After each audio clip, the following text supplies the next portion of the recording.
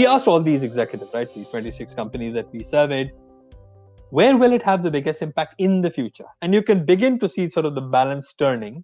Rather than heavily indexing on the left, I think now there's a much more even balance on both the drug discovery and clinical side, but also a focus on saying, look, we went to all this trouble to create this product. Let's make sure that it does get appropriately used. How do we do that better? The other aspect is pharma competition has increased significantly, even in areas like oncology, which was once sort of low competition. Now there's 1,000 molecules in the pipeline. So you can begin to see this is great for the consumer and for the patient and for healthcare in general, but everything is becoming much more of a niche game.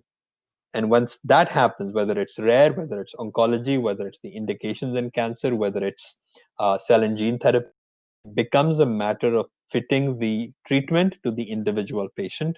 And so there's a lot of focus on this sort of thinking on the right side increasingly. But there are barriers. What has stopped us? At a high level, there's been a couple of interesting developments. About 3 years ago, if we had done this poll, and we did, all the focus was on the tech and the data. Oh, the technology is not there. It takes forever.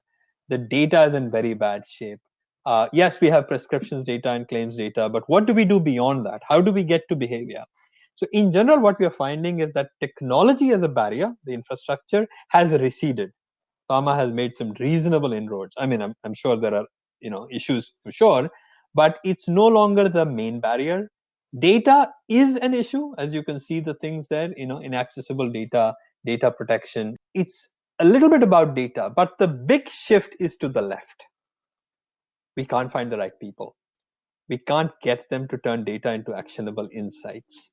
There's a lot of resistance to change, whether it's middle management who have to actually use that data to make the decisions, or top management's resistance to sort of sponsoring this.